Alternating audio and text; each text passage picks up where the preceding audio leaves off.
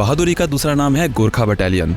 दोस्तों, दुनिया भर में बहुत सी कम्युनिटीज हैं जो अपनी बहादुरी के लिए मशहूर है, लेकिन नेपाल के गोरखास का अपना एक अलग ही मुकाम है। गोरखा सोल्जर्स जाने जाते हैं अपनी हिम्मत, ड्यूटी के प्रति समर्पण और वफादारी के लिए। गोरखास को लगभग 200 साल पहले ईस्ट इंडिया कंपनी की आर्मी में भर्ती किया गया था। उसके बाद ब्रिटिश इंडियन आर्मी और 1947 के बाद इंडियन और ब्रिटिश आर्मी में भी उनकी रिक्रूटमेंट हुई। तब से लेकर आज तक गोरखास ने हर बैटलफील्ड पर अपनी दिलेरी दिखाई है। 2 वर्ल्ड वॉर से लेकर इंडिया की हर एक जंग में गोरखास ने अपनी बहादुरी के लिए कई बैटल ऑनर्स और गैलेंट्री अवार्ड्स जीते हैं। यहाँ तक कि 2014 में जब नरेंद्र मोदी जी ने पहली बार as a prime minister Nepal visit किया था, तो उन्होंने नेपाल पार्लियामेंट को संबोधित करते हुए कहा था, हिंदुस्तान ने वो कोई लड़ाई जीती नहीं है जिस जीत के साथ किसी नेपाली का रक्त न बहा।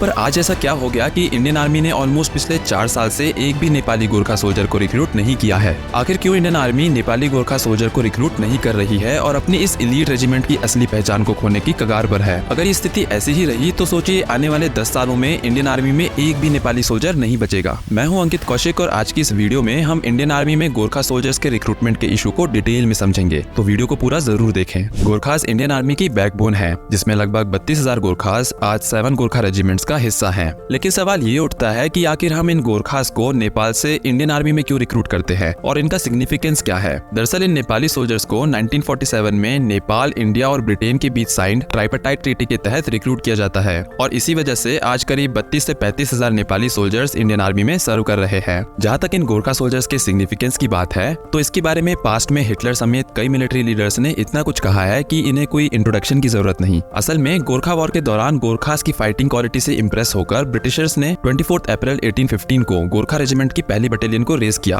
1947 में इंडिपेंडेंस के बाद Britain India Nepal tripartite agreement हुआ, जिसके तहत ब्रिटिश इंडियन आर्मी ने 6 गोरखा रेजिमेंट्स को इंडियन आर्मी का हिस्सा बनाया। इसके बाद इंडियन आर्मी ने 7वीं गोरखा राइफल रेजिमेंट को री-रेज किया, जिसमें 7th गोरखा राइफल्स और 10th गोरखा राइफल्स के वो सभी गोरखा सोल्जर शामिल थे जो ब्रिटिश आर्मी ज्वाइन करना नहीं चाहते थे। आगे बढ़ने से पहले चलिए जानते हैं कि इन गोरखा सोल्जर्स को कैसे रिक्रूट किया जाता था। मेजर जनरल अशोक के मेहता कहते हैं कि पहले गोरखा रेजिमेंट में रिक्रूटमेंट इंडियन नेपाल बॉर्डर पर भी होता था, लेकिन बाद में ये रिक्रूटमेंट परमानेंट लोकेशंस जैसे उत्तर प्रदेश के गोरखपुर और वेस्ट बंगाल के गुम में होने लगे। ये दोनों गोरखा रिक्रूटिंग डिपो हैं। नेपाल से रिक्रूटर्स, जिन्हें गलावलास कहा जाता है, यंग गोरखास को भारतीय फौज में भर्ती के लिए रिक्रूटमेंट डिपोज तक लाते हैं। इसके लिए उन्हें 20 से 24 दिन की ट्रैकिंग करनी पड़ती है। रिक्रूटमेंट डिपो पर उनका फिजिकल और मेडिकल टेस्ट कंडक्ट किया जाता है, जिसके बाद सिलेक्टेड गोरखास को रेजिमेंटल ट्रेनिंग सेंटर भेज दिया जाता है। इवन गोरखा के रिक्रूटमेंट सिस्टम में भी वक्त के साथ काफी चेंजेस आए हैं। पहले इंडियन रिक्रूटिंग टीम्स को नेपाल के इनएसेसिबल एरिया में भेजा जाता था ताकि वहां से नेपाली यूथ को भर्ती के लिए लाया जा सके। पहले ये यूथ फिजिकल अपीयरेंस और डिफिकल्ट टेरेन में सर्वाइव करने की एबिलिटी के बेसिस पर शॉर्टलिस्ट किए जाते थे, लेकिन अब रिक्रूटमेंट सिस्टम काफी ट्रांसपेरेंट हो गया है, जिसमें रिटन एग्जामिनेशन भी इंक्लूड कर दिया गया है।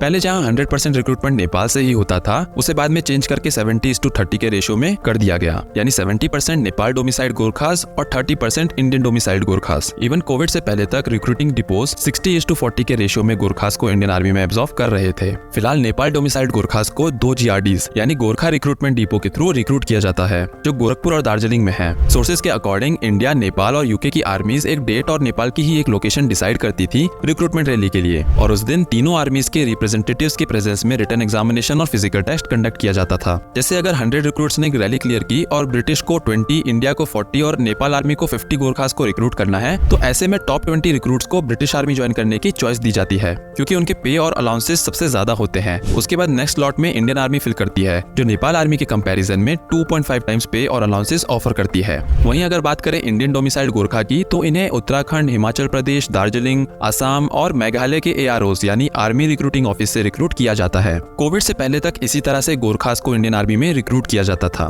लेकिन पेंडेमिक आने के बाद ये रिक्रूटमेंट रुक गया, जिसके बाद सीधा 2022 में इंडिया ने अग्निवीर रिक्रूटमेंट स्कीम को इंट्रोड्यूस किया, जिसके तहत 17 से 21.5 साल के सोल्जर्स को 4 साल के लिए रिक्रूट किया जाना था। इस स्कीम के तहत 4 साल कंप्लीट होने के बाद सिर्फ टॉप 25% परफॉर्मिंग सोल्जर्स को परमानेंट कमीशन के लिए रिटेन किया जाएगा, जबकि बचे हुए 75% सोल्जर्स को एक लमसम मॉनेटरी कंपनसेशन के बाद रिलीज कर दिया जाएगा। अग्निवीर स्कीम के इम्प्लीमेंटेशन के बाद से नेपाल ने अपने सिटीजन्स की इंडियन आर्मी में रिक्रूटमेंट को लेकर रोक लगा दी है, क्योंकि नेपाल इस short term nature of service से एग्री नहीं करता और उसका मानना है कि ये 1947 ट्राइपार्टाइट एग्रीमेंट का भी उल्लंघन है, और इसी वजह से इंडियन आर्मी में नेपाली गोरखा सोल्जर्स का रिक्रूटमेंट बिल्कुल बंद हो गया है, जिसका नतीजा ये है कि 7 7 गोरखा रेजिमेंट्स में अब 15,000 सोल्जर्स की कमी हो गई है। इसके अलावा ये पूरा इशू इंडिया नेपाल के रिश्तों पर भी असर डालता रहता है और इंडिया की स्ट्रेटेजिक सॉफ्ट पावर रीच को कमजोर कर सकता है, जो कि हिमालयन रीजन में रिटायर्ड और सर्विंग गोरखा सोल्जर्स के रूप में दिखाई देती है। इस पूरी अनईजी सिचुएशन पर इंडिया का सबसे कठोर विद्रोही चाइना का असर मंडरा रहा है, क्योंकि वो नेपाल में अपने स्ट्रेटेजिक और इकोनॉमिक फुटप्रिंट धीरे धीरे बढ़ा रहा है। नेपाली गोरखास के रिक्रूटमेंट फ्रीज का एक और खतरनाक असर ये हो सकता है कि वो चाइना के पीपल्स लिबरेशन आर्मी यानी PLA में रिक्रूट हो जाए। इसके अलावा हमें ये भी खबर मिल चुकी है कि करीबन 15,000 नेपाली यूथ रशियन आर्मी में यूक्रेन के बैटलफील्ड पर लड़ रहे हैं और इन्हीं सब चीजों ने इंडियन सिक्योरिटी एस्टैब्लिशमेंट में चिंता की लहर डाल दी है। हालांकि इसके चलते हमें कोई तुरंत साइड इफेक्ट्स देखने को नहीं मिलेंगे, लेकिन ये सोचना भी काफी डरावना है कि गोरखास हिमालयन फ्रंटियर पर इंडिया के अगेंस्ट चाइना के लिए लड़ रहे होंगे। गोरखा रेजिमेंट ने इंडियन आर्मी को कई महान चीफ दिए हैं, जिसमें legendary field marshal Sam Manekshaw और रिसेंट चीफ्स जैसे जनरल दलबीर सिंह सुहाग, जनरल विपिन रावत और अब के chief of defence staff Anil Chauhan शामिल हैं।